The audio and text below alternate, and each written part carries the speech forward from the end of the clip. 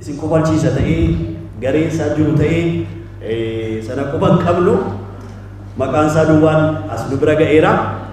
Isarraa waan inni jedhu dhageenyee gara sagantaa keenya sattaanutti yeroo itti ceenu ta'a. Dooktar Fedhasaa ammallee hamilee kennaaf itti dabalata. Waaqoodhaafis. Tole akkam jirtu? Fayyaa keessanii nagaa isaa galatu. Warri durbaa lama nama fiddaa turtan nan fidne naa gala dhiyoo fuudhettaniitu garuu yoo na fiddan rakkina qabu ture. Anyways ganna guustu qophaa. Duraan dursee Dooktar Fedhasaan baay'ee si gammadeera. Baga Waaqayyo gargaaree kanaan si ga'ee akkuma obboleessi koo baay'isaan jedhe. Eebbisaa baay'isaa jedhe. Kitaaba barreessanii maxxansuun dadhabbii bu'aa baay'ee qaba. Anumtu kitaaba xinnoo tokko maxxansee achi booddee waan ani halkan baay'een abjuu lama abjoochaa bule baay'ee ulfaataadha.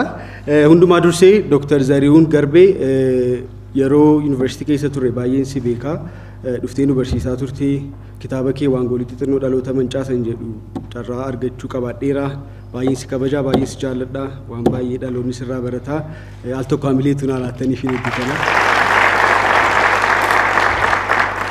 Akkasumas eebbisaa baay'isaa gaa beektu hundumti keessanii kitaaba 40 meeqa 50 barreesse yeroo anuma naan galuun nama dhaabatee itti maanni barreessaa ta'u akkamitti kan barreessu galu isas baay'een kabaja baay'een jaalladhaa waadaan bira jira dooktariin as jirtu hunduma keessan iyyuu baay'een isin kabaja sila yeroo isheen walaltuun waa yaadadhe namaan galu walaloon ishee dafee namaan galuudhaani walalucha keessaa garramuu nama heddu dhageen nagarrame anagu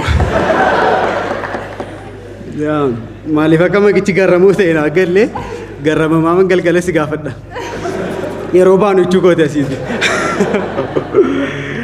Obboleessa koo eebbaa dirribaa wajjin hin argitu inni furdaadha akka koomiti ikoonomiin biyya kanaa isa bukkee hin geenye dheengadda akkuma carraa hojii wayiif Dambidolloo deemneetu beektu gara sana deemtanii naan 12tti mana galtu sa'aatii 12tti. Achi booddee nuun immoo yaa'u hin sodaannu waan ta'eef 11 falakkaatti galle. Achi booddee galleetu hoteela qabannee bullee hoteela sana qabanneetu lakkaa hoteela sana galgala isa katta'u haaluma nageenyaaf jedhaniitu sakatta'uyyuu nuti hin barreessa. Halkan 2 falakkaatti namni dhufeetu mana qosoqqose. Achi booddee obboleessi koo eebbaan immoo faarfataadha gaa beektu. Inni immoo naa faarfata ture jechuudha galgala sana maal naa faarfata seeta በዚህ ስለኔ መቃሬቱ ከበቡኝ jedhe naa faarfata ture jechuudha isinii galaga achi booddee sa'aatii 2 falakkaatti namni dhufeetu mana qosoqqosee balbala banneef gaafa bannuuf akkasuma dargaggootuma naannoo sanaatu dhufee al tokko suuraa isinii wajjin ka'uu barbaanne jedhan halkaniin immoo isinii wajjin kaanaa dukkanuma keessa kaane egaa nuun akka ta'e jalatti barreessaa ta'e hin beeku qixxa kana waaqoo jira qixxa kana eebbaa jira jedhanii ediit godhanii gashu ta'e beeku footoo kaane achi booddee sa'aatii 3 gaafa ta'u amma sakatta'umsa jalqabe gaafattasha xiqqoon dabale gaa sagalee isaa beektunni gaaggaa jedheenaan inni naa faarfachaa jiran faarfannaan dhaggeeffadhaan takkaadhaan immoo fuula keessaa bu'anii immoo lafa gadi buunichi bamteere achi ilma cimaa deemennaan hin baninnaan jedhe eebbaan maaliif amma suuraa makaana jaatee fi halkan hin mul'atu suuraa ka'uuf hooganamu manga'u ennee teenye gaanu inuma cime achi booddee kun dhufe gaa gaafa jedhu waan kana bannuu laatan jedhe achi booddee ka'een bane sila kaameeraa fudhatanii dhufanii amma gaafa banu akka itti dhaabatu nanne egaa waan akkasii argee hin beeku achi booddee akkasuma afaan itti qabatee amma immoo bakka footoo isheen kun kaanu kilaashiidhaan kaana deema yaade achi booddee as garagaleen eebbaa waamuu fedhe kottuu namannu barbaada jechuudha sakatta'iinsaaf gaafa as galagalu obboleessi koo hin jiru. Eessa dhaqee deebisa barbaadu gaafa ol deebi'u lakkaan inni jala darbeetu utaalee madaqee poolisichatti marmeeran. Maaliif poolisicha takka kolfuu ta'e isa nu arge diraamaa irratti waan nu beekuuf. Poolisiin maal godhaa isuma nammatee jiru iyyuu as jala qawwee isaa baaseetu callu bareeda ilaala keessatti dhaabate. Dugda duuba eebbaa fi kilaashii as gidduu baateen argan. Achi booddee hin dubbisne namicha hin teenye hin sakattaa'amne iyyuu dhagaa galata rabbii. Waas qabannee hin jiru waan ta'eef jechuudha. Akkasuma boombii lamaa fi kilaashii 7 qofa baanne turre.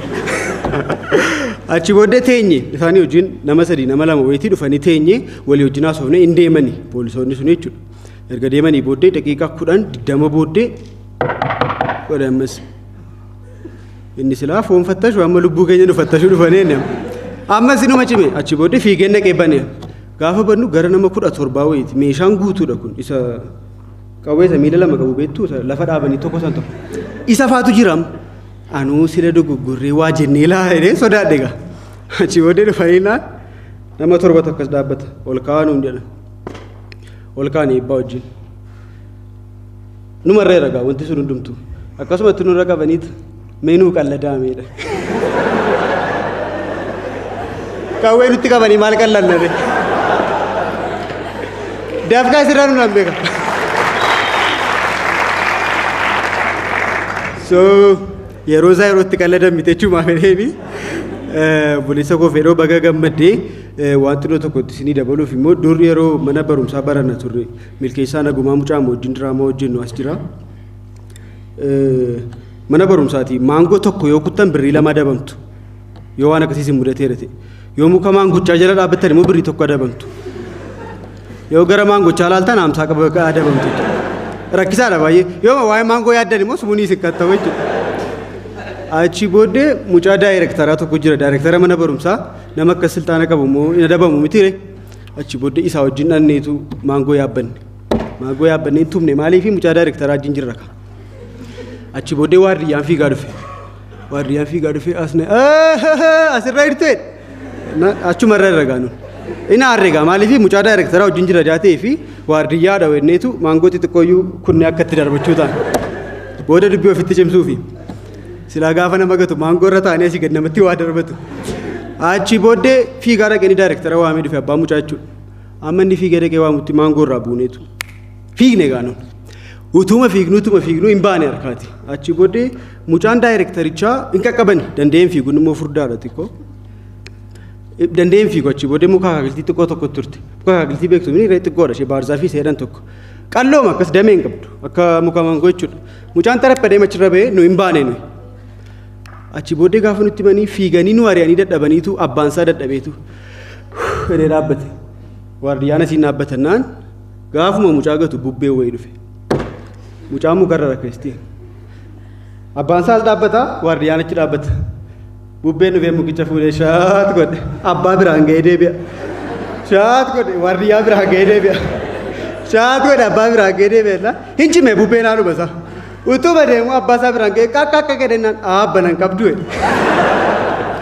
hin qabeen haasofsiisee jechuudha. So baay'ee galatooma baay'ee ulfaadhaa kitaaba kana dubti keessan bitadhaa. Daanii suufiin baay'ee irraa bareeda asumaan adaraa waaqayyo fuudheedhaati harka walitti naa rukutaa.